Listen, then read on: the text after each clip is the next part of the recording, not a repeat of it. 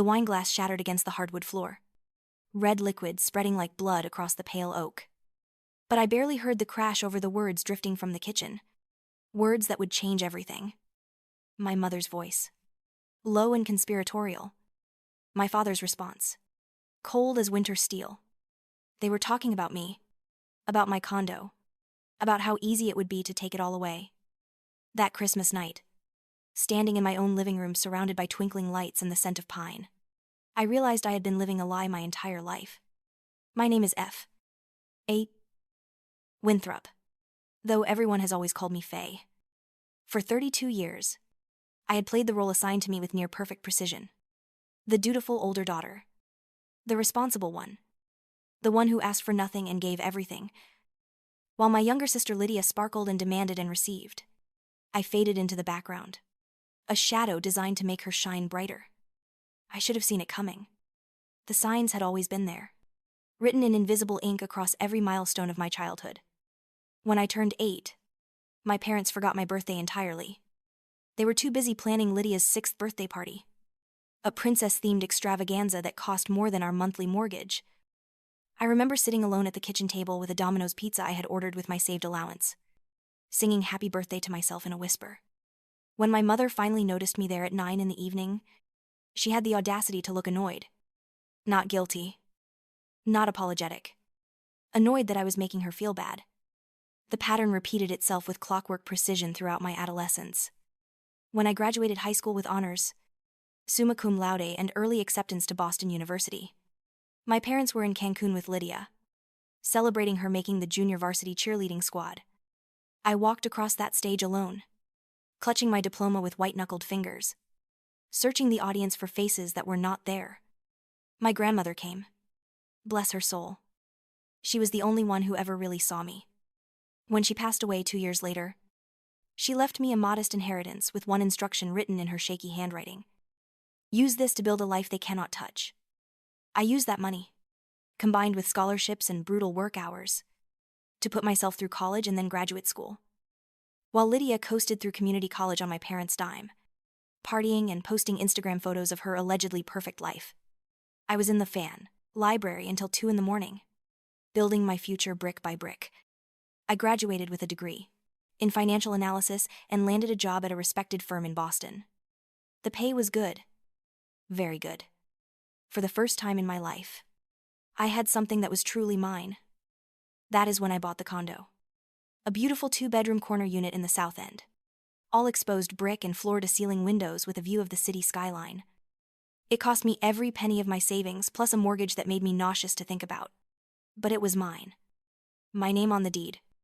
My furniture carefully selected from estate sales and IKEA. My kitchen, where I learned to cook more than ramen and pizza. My sanctuary. Of course, my family did not see it that way. To them, my success was simply another resource to be exploited. The requests started small. Could they borrow $200 for groceries? Could I help pay for Lydia's car insurance this month? Could I loan them money for a new water heater? Each time, I said yes. Each time, the money never came back. I kept a spreadsheet, initially just for my own records, but eventually as evidence of a pattern I was too afraid to name. Over 5 years, I had given them over $60,000. $60,000 that evaporated into the void of their endless needs and wants. Lydia, meanwhile, had married Rick, a smooth-talking salesman with slicked-back hair and a smile that never quite reached his eyes. I disliked him instantly, but my opinion was never requested or valued. They had 3 children in rapid succession. Each birth announcement met with demands for expensive gifts and offers to babysit that I could not refuse without being labeled selfish. Rick's various business ventures failed with predictable regularity, each failure cushioned by loans from my parents, which were, in turn, cushioned by loans from me. I convinced myself this was what family meant. Sacrifice. Support. Unconditional love. I swallowed my resentment like bitter medicine and told myself I was being the bigger person. I was being mature. I was being good. I was being a fool.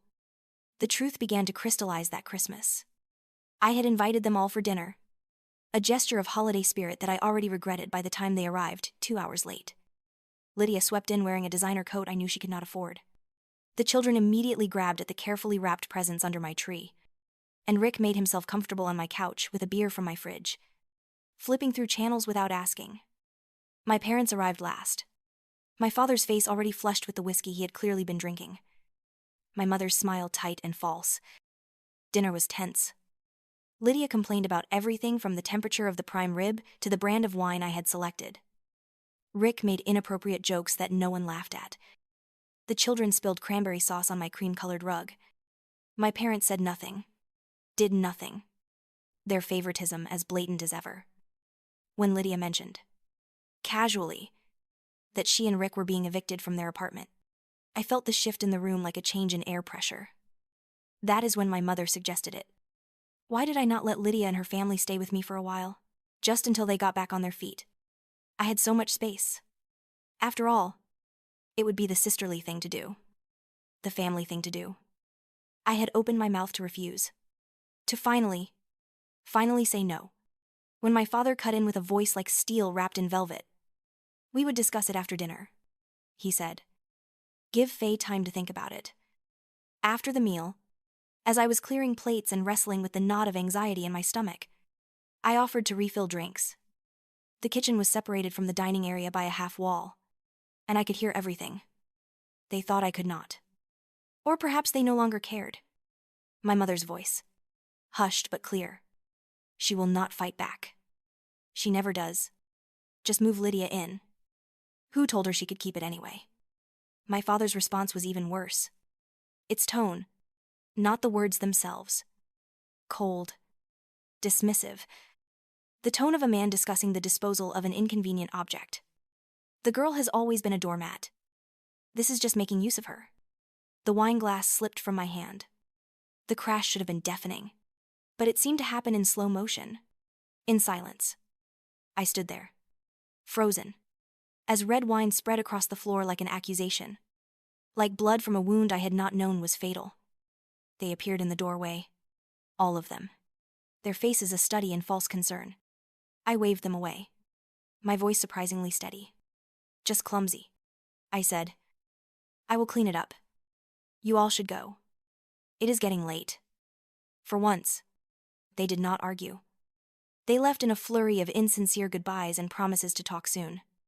The door closed behind them, and I sank down onto the floor amid the broken glass and spilled wine. My hands were shaking. My whole body was shaking. But my mind was crystal clear for the first time in years. This was the last time. The absolute last time I would let them treat me like something to be used and discarded. A plan began to form. Fragile and fierce. In the wreckage of my naive faith in family. The next morning, Lydia called before 9. Her voice was saccharine, sweet, dripping with fake emotion. She needed to talk to me in person. Important family matter. Could she come by? I agreed. My voice carefully modulated to sound tired and resigned, when inside I was coiling like a spring. She arrived at noon with my parents in tow, their faces arranged in expressions of concern that would have been laughable if they were not so insulting. We sat in my living room, the morning light streaming through those floor-to-ceiling windows, and they laid out their plan as if it were a generous offer instead of a hostile takeover. Lydia cried. Actual tears, though I suspected they were as manufactured as everything else about her. She talked about her children, about how difficult things were, about how she just wanted to give them stability. My mother chimed in with pointed comments about family obligations and how disappointed Grandma would have been if I turned my back on my sister. My father said nothing, just watched me with eyes that held a challenge. I let them talk. I let the silence stretch after they finished, watching them grow uncomfortable, watching Lydia's tears dry up as she waited for my response. Finally, I sighed.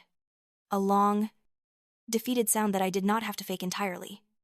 Fine, I said, if it will help. The relief on their faces was almost worth it. Almost. Lydia threw her arms around me, squealing about how we would make it work. How it would be like when we were kids. That last part was more true than she knew. My parents exchanged victorious glances.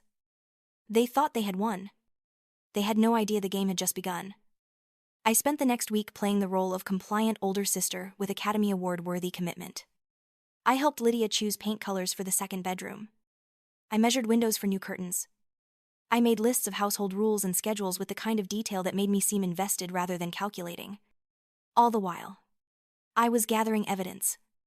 I needed proof. Concrete. Undeniable proof of what they were planning. I got it 3 days later when I stopped by my parents' house to return a serving dish from Christmas dinner. My mother was in the kitchen, talking loudly on the phone. My father was in his study, the door half open.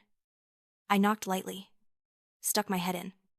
"Just returning this," I said, holding up the dish. "I will put it in the kitchen." He grunted acknowledgement, barely looking up from his computer. I walked past his study slowly, glancing in. His desk was covered with papers, but one stack caught my eye. The top sheet had my name on it. I kept walking, put the dish away, called out a goodbye. But instead of leaving, I circled back, my heart pounding. The study was empty. He had gone to the bathroom. I heard the water running. I had maybe 2 minutes. I moved fast, rifling through the papers on his desk with shaking hands. There, in the middle of the stack, a deed transfer document for my condo. From F. A. Pacto, Winthrop to Lydia Patterson. With my signature, forged badly but clearly enough to be recognizable. There were other documents too. A quitclaim deed. A notarized affidavit that I swore I had never signed. All of them designed to strip my condo from me and give it to Lydia. I heard the bathroom door open. I stepped back from the desk, my phone already in my pocket with photos of every document. My father walked in, saw me standing there, and for a moment, genuine surprise crossed his face. "Forget something?" he asked, his voice carefully casual. "I was just looking at your bookshelf." I lied, gesturing vaguely. "You have some interesting titles." He relaxed, marginally. We made small talk for exactly 90 seconds, and then I left, my legs somehow carrying me to my car, my hands somehow steady enough to drive. It was not until I was 3 blocks away that I pulled over and threw up in a gas station parking lot. They were not just taking advantage of me. They were committing fraud. Real, prosecutable fraud. The kind that could send them to prison if I wanted to go that route. But I did not want them in prison. I wanted something better. I wanted them to feel exactly what I had felt for 32 years. Small, powerless, disposable. I wanted revenge. That is when I met Laura Chen. The meeting was not entirely accidental. I had done my research on Rick, my brother-in-law, whose business failures I mentioned earlier. One of those failures involved defrauding an investor named Laura Chen out of $200,000 in a fake real estate development scheme. She had tried to sue but got tied up in legal technicalities. I found her through LinkedIn and sent a carefully worded message. We met at a coffee shop in Cambridge. Neutral territory. Laura was in her early 40s, impeccably dressed in a power suit, her dark hair pulled back in a severe bun. Her handshake was firm, her gaze assessing. "You said you had information about Rick Patterson," she said without preamble. "I do," I replied.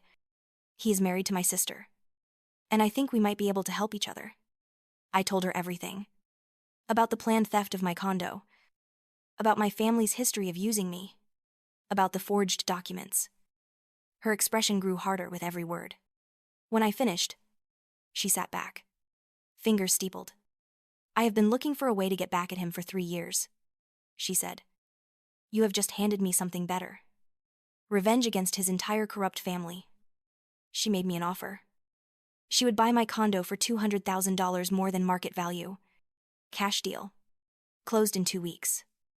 The money would go into an irrevocable trust that my family could never touch. In exchange, I would give her the satisfaction of watching them realize they had been outmaneuvered. I should have hesitated. I should have considered the ethical implications, the potential consequences. I did not. I shook her hand and said yes. The next 2 weeks were a masterclass in deception.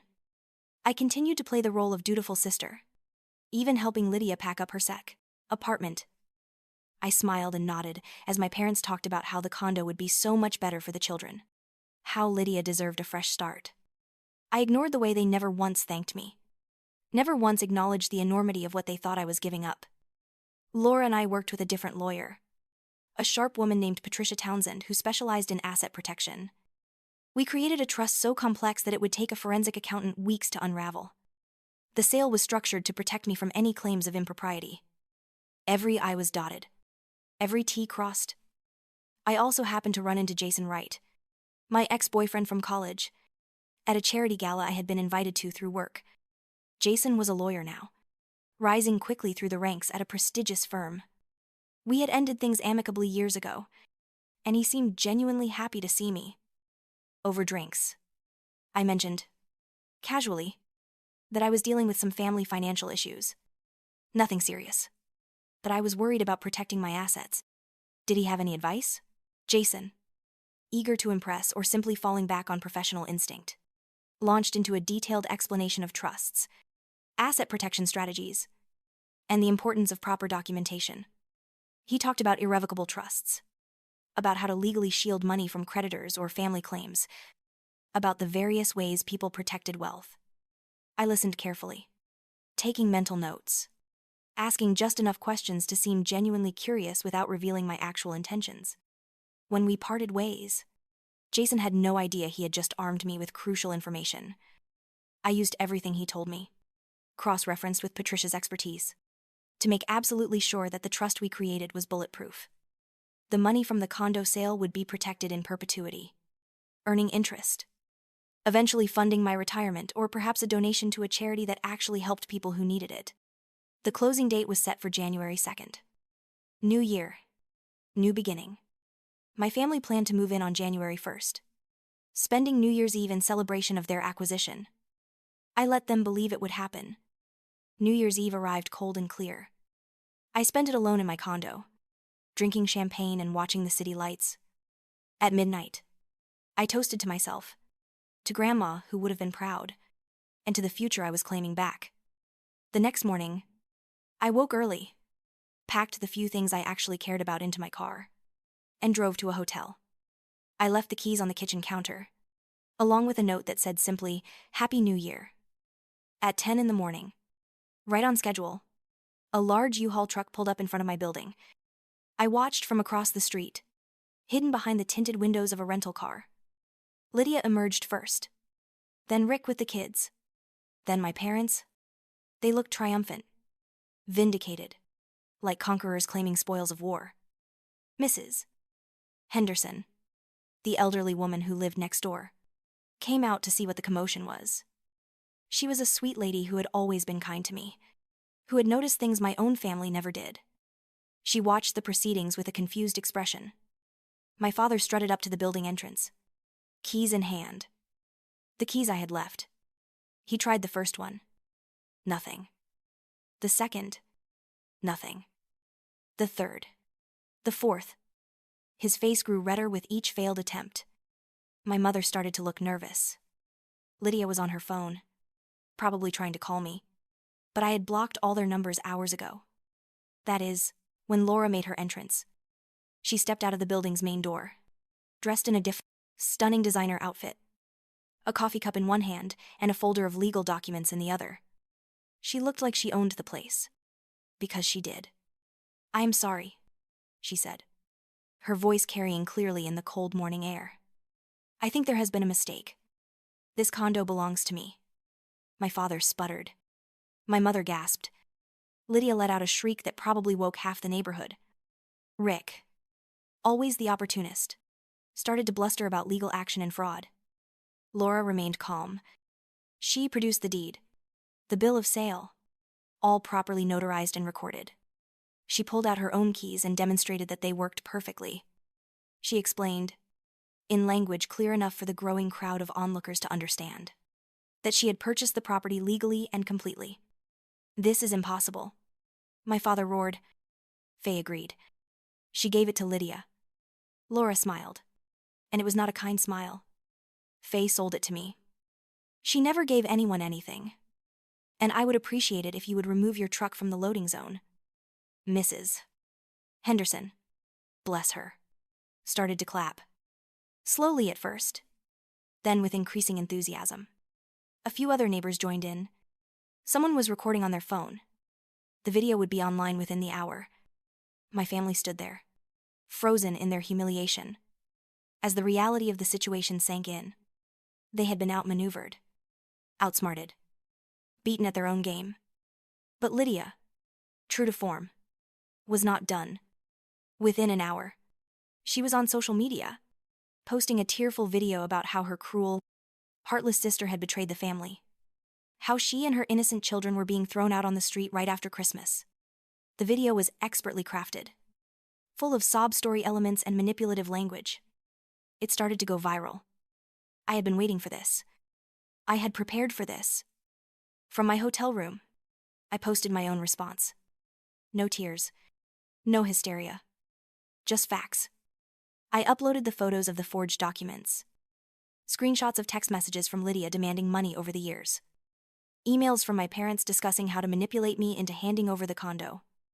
Bank statements showing the thousands of dollars I had given them that was never repaid. A carefully worded explanation of how they had planned to commit fraud to steal my home. I did not editorialize. I did not need to. The evidence spoke for itself. The internet, bless its chaotic heart, turned on them instantly. Lydia's sob story video was dissected, mocked, transformed into memes. People I had not spoken to in years came out of the woodwork to share their own stories of my family's manipulative behavior. Jason, my lawyer ex, posted a comment saying that Faye had always been the kindest person he knew, and he was glad she finally stood up for herself. Mrs. Henderson gave an interview to a local news blog about how she had always suspected something was off about that family. Even Rick's past came back to haunt him. Laura, emboldened by the public support for my story, went public with details of how he had defrauded her. Other victims came forward. Suddenly, Rick was not just a bad brother-in-law but a potential criminal. The dominoes fell with beautiful precision. Lydia was fired from her job at a boutique marketing firm. The negative publicity. The association with fraud. The company could not afford the hit to their reputation. Rick, facing potential legal action from multiple victims, filed for divorce, claiming he needed to protect himself financially. He fought for primary custody of the kids, painting Lydia as an unfit mother who had enabled his schemes. My parents became pariahs in their church community and neighborhood. The same people who had smiled at them for decades, who had admired their seemingly perfect family, now whispered and pointed. Invitations dried up. Friends stopped calling.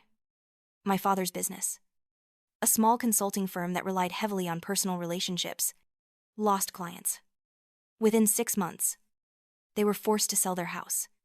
The suburban home they had lived in for 30 years. The house that had always been too small for my needs, but perfectly sized for Lydia's childhood bedroom shrine. They moved into a cramped rental apartment in a building with thin walls and a persistent smell of old cooking grease. I heard about it all through mutual acquaintances, through social media, through the occasional update from Mrs. Henderson, who had somehow gotten my email address and felt I deserved to know. I felt no guilt. No second thoughts.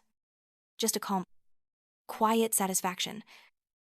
I used the money from the condo sale, carefully managed within my trust, to purchase a small cottage in coastal Maine.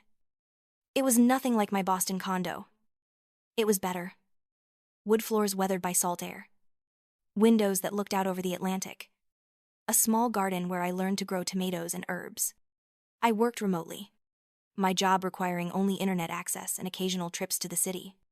I made new friends who knew nothing of my past, who saw me as Faye the whole person, not Faye the doormat, daughter. I started therapy, working through 32 years of conditioning and emotional abuse. I learned words like gaslighting and enmeshment and golden child syndrome.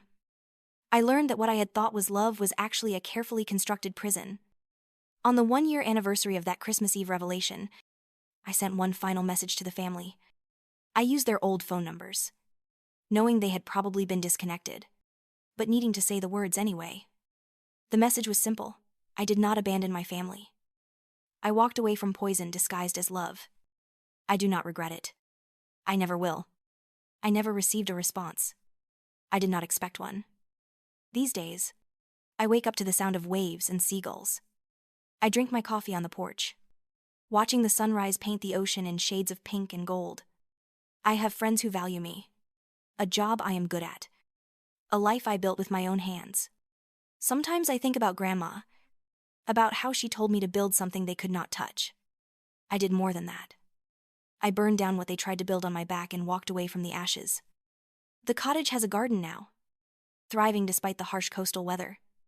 I planted lavender and rosemary, herbs that are hardy and resilient, that come back stronger each year. I like the metaphor. I like the person I am becoming. I am not the woman who stood in that living room with wine pooling at her feet, frozen by betrayal. I am not the girl who ordered herself Domino's pizza on her 8th birthday. I am not the daughter who believed that sacrifice equaled love.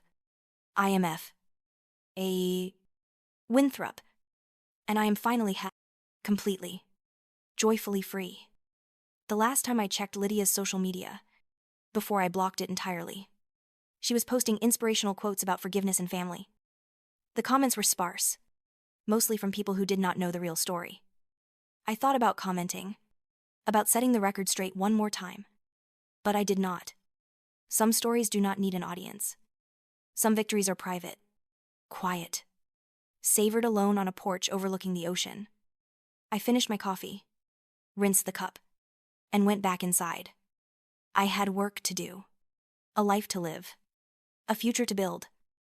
Behind me, the waves crashed against the rocks, constant and relentless, wearing down even the hardest stone given enough time. I was those waves. Patient, powerful, unstoppable. And I had all the time in the world.